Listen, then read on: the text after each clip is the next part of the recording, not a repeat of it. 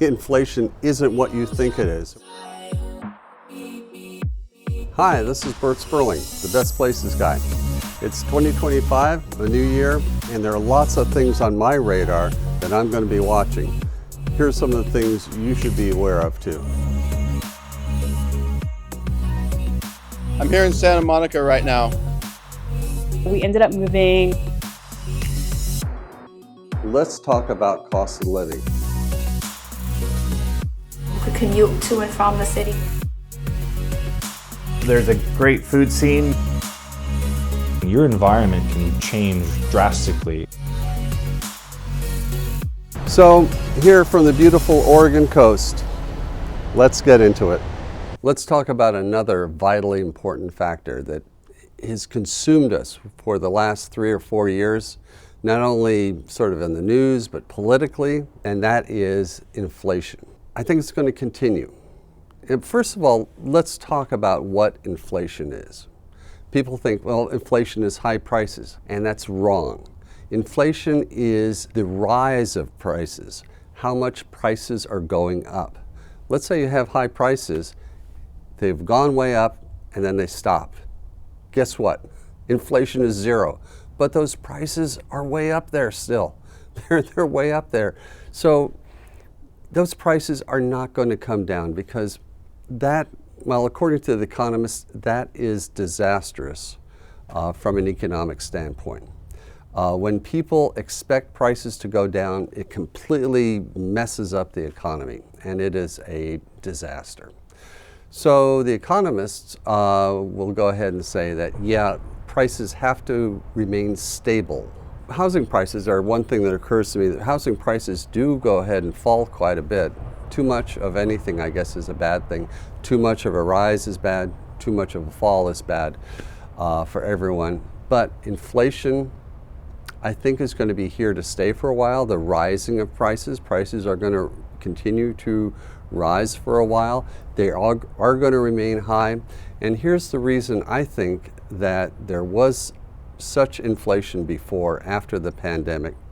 It's not the fault of the government. The pandemic completely changed supply chains, the way people work, vital, important work that needed to be done that couldn't be done in close quarters because of transmitting the COVID virus. It made the supply chain fall apart, and we're just getting back to what it should be.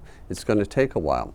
And again, there are long-lasting, far-reaching changes that have been impacted, and we're going to see continue to play out. We're not going to get over them overnight, and it's not going to be the fault of the government. It's not going to be the fault of big business. Things have to work themselves out, and it's going to take a lot of work by everybody to make that happen. And I think one of the reasons that inflation happens so fast is that basically, when I look at some of the charts from the period showing the rise in consumer prices, there was a flat period from basically 2015 to 2020 when the pandemic started. And prices were very, very stable. In fact, they were pretty flat. They hadn't gone up much at all. Inflation was abnormally low. And I think the pandemic gave businesses an opportunity to charge more, to play catch up with the price increases they've been putting off.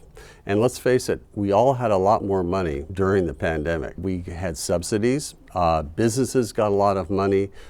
Personally, there was money handed out by the government to keep people at home and not to work in person. There was a lot of money floating around, and people had no problem paying an extra $5 for a sandwich. But then after the pandemic became much less of an impact, the subsidies stopped. There was much more of a pinch when it came to money, and that's when the hurting started. So I think that, yeah, it was a big catch-up that had to be done as far as prices, and that's why the prices right now are so high. And are they going to come down? They might remain stable, but our wage increases might bump up a little bit until we get to the point where we are more accepting of the prices.